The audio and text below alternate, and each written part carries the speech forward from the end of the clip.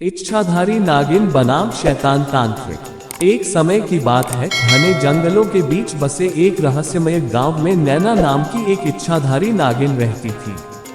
उनमें खुद को नागिन जैसी आंखों और मंत्रमुग्ध कर देने वाली आवाज वाली एक खूबसूरत महिला में बदलने की असाधारण क्षमता थी।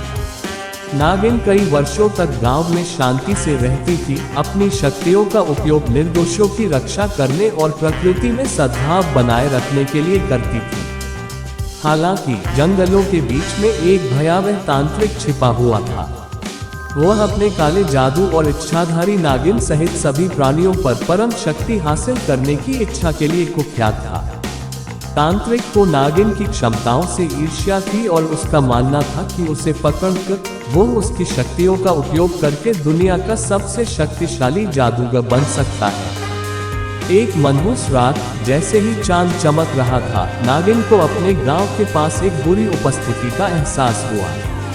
वह जंगल में घूमती रही, उसकी इंद्रियां तेज हो गईं और उसने पाया कि तांत्रिक उसे बुलाने के लिए एक गुप्त अनुष्ठान कर रहा है। आसन्न खतरे को महसूस करते हुए नागिन ने दुष्ट तांत्रिक से मुकाबला करने का फैसला किया, इससे पहले कि वह अपनी नापाक योजनाओं को पूरा कर पाता।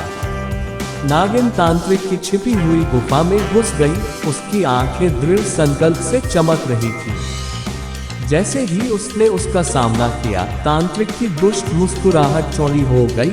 उसे नागिन पर काबू पाने की अपनी क्षमता पर भरोसा था। उसने उसे वश में करने का प्रयास करते हुए मंत्रों और मंत्रों की झड़ी लगा दी। लेकिन नागिन कोई साधारण नागिन नहीं थी। वह शालीनता और चपलता के साथ तांत्रिक के हमलों से बचते हुए तेजी से आगे बढ़ी। उसने अपनी जादुई शक्तियों से जवाबी कार्रवाई की, अपनी सुरक्षा के लिए अपने जहर का इस्तेमाल किया।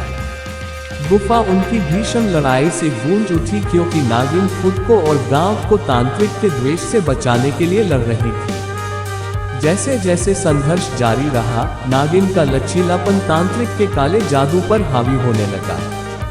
वह उसके चारों ओर लिपटी हुई थी, उसे अपनी ताकत से बांध रही थी, जबकि उसकी आंखों से एक अलौकिक रोशनी निकल रही थी। अपनी हार को आसन्न महसूस करते हुए तांत्रिक ने दया की गुहार लगाई और अपने दुष्ट तरीकों को त्यागने का वादा किया। उसकी विनती से प्रभावित होकर नागिन ने अपनी पकड़ ढीली कर दी, लेकिन तांत्रिक को चेतावनी दी कि अगर वह दोबारा अपने बुरे रास्ते पर लौटा तो परिणाम भुगतने होंगे। उन्होंने उन्हें मुक्ति की शक्ति की याद दिलाई और दुनिया की भलाई के लिए अपने ज्ञान का उपयोग करने का आग्रह किया। इसके साथ ही नागिन खिसक गई और तांत्रिक को अपने अतीत की गलतियों पर विचार करने के लिए छोड़ दिया। उस दिन के बाद से गांव ने नागिन को अपने रक्षक, आशा और सद्भाव के प्रतीक के रूप में माना।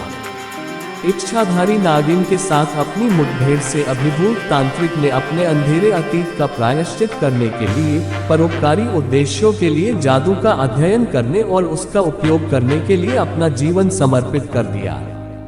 और इस तरह इच्छाधारी नागिन और शैतान तांत्रिक की कहानी एक किंवदंती बन गई, जो पीढ़ियों से चली आ रही है। यह एक अनुस्मारक के रूप में कार्य करता है कि अंधेरे के सामने भी करुणा और मुक्ति का प्रकाश बुराई पर विजय प्राप्त कर सकता है, जीवन बदल सकता है और एक उज्जवल भविष्य ला सकता है।